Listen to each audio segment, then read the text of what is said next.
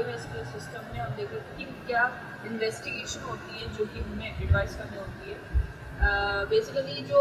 Cardiovascular system की जो patient आते हैं तो मेडिसिन में जो है यही मेडिसिन वाले लोग ये एक्सपेक्ट करते हैं कि उनको जो है इन्वेस्टिगेशन बेसिक जो लाइन है उनके से स्टार्ट की जाए, देन फिर उसके बाद जो मेन इन्वेस्टिगेशन है फिर वो जो है पेपर में अपन ये भी होता है कि पेपर में लिखते हैं, मेन थोड़ा बाद में लिखते हैं, पहले बेसिक जो बेस लाइन इन्वेस्टिगेशन होती है पहले उसको लिखा जाए। उसी तरीके से जब हम सर्जरी की बात करें तो सर्जरी में सबसे पहले जो है मेन इन्वेस्टिगेशन पहले लिखते हैं, दैन फिर जो है जो बेसिक इन्वेस्टिगेशन है वो बाद में लिखते हैं, ताकि जब कोई एनेस्थेटिक जब करते हैं एनेस्थीसिया में जाता है पेशेंट तो उसके वो फिट हो, इसलिए वो बेसिक बाद में करते हैं, पहले मेन इन्वेस्टिगेशन करते हैं ताकि डायग्नोस कर पाए कि क्या है इसको। सो मेडिसिन में जो इन्वेस्टिगेशन होती है वही CBC, LFT, RFT और जो आपका जो आपका शुगर लेवल है वो, ये सारी प्रोफाइल, थायराइड वगैरह सारी प्रोफाइल और इलेक्ट्रोलाइट प्रोफाइल, यूरिन प्रोफाइल, ये सारी प्रोफाइल जो है वो करनी होती है और उसके बाद जो है जो मेन इन्वेस्टिगेशन है वो लिखनी होती है। तो सबसे पहला जो है एक्सरसाइज ECG, हमें जो डेविडसन की बुक खोलेंगे आप तो उसमें भी सारी इन्वेस्टिगेशन लिखी हुई है। उसमें मैं आपको थोड़ा समराइज वे में बता दूँ कि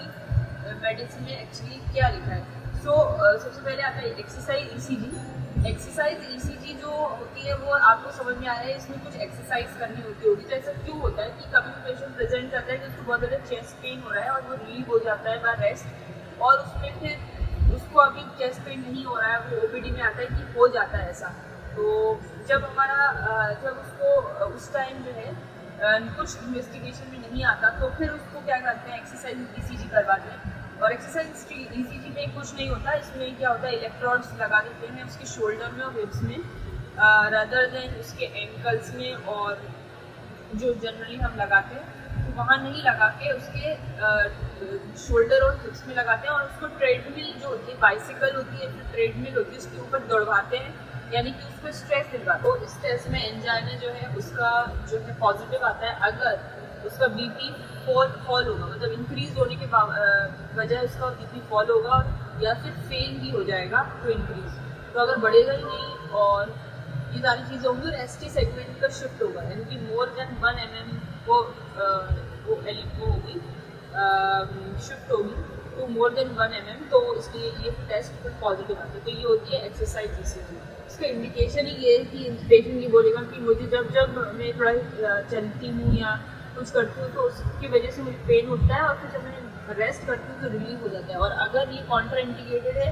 एक्यूट कोरोनरी सिंड्रोम के अंदर, और या फिर ये जो सिवियर हाइपरटेंशन की हमारी होते हैं, बहुत ज़्यादा उनका हाइपरटेंशन मतलब रिकॉर्ड करना होता है कि पहले आप अपना जो है BP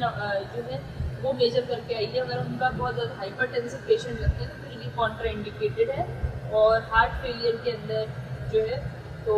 इन सारी चीज़ में कॉन्ट्रा इंडिकेटेड ही है। इन्वेस्टिगेशन आता है एम्बुलेटरी ECG। अब एम्बुलेटरी ECG क्या होता है,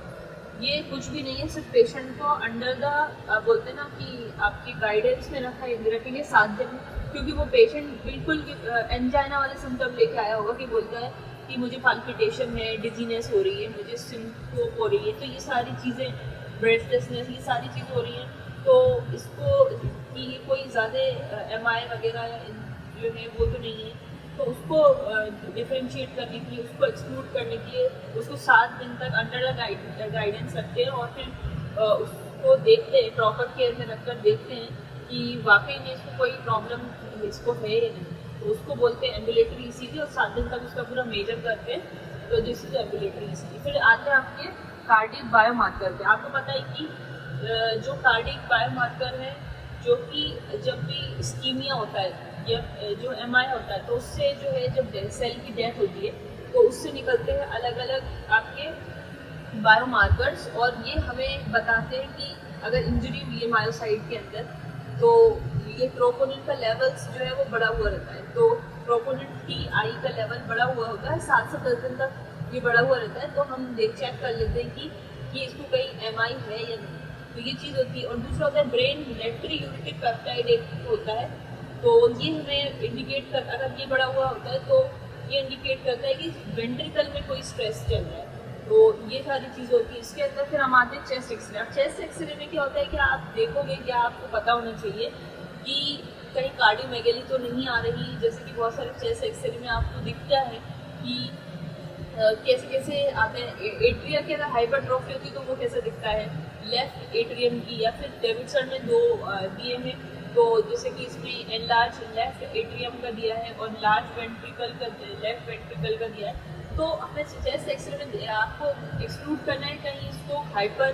ट्रॉफी तो नहीं है हार्ट की, या कौन से चैम्बर की है, तो ये सारी चीज़ें उसमें एक्सरे में आपको देखनी है। तो इसमें क्या रहता है, चेस्ट एक्सरे में आपको लंग जो है उसका मेजरमेंट करना रहता है और जो हार्ट है उसका मेजरमेंट करना रहता है, और दोनों का मेजरमेंट करके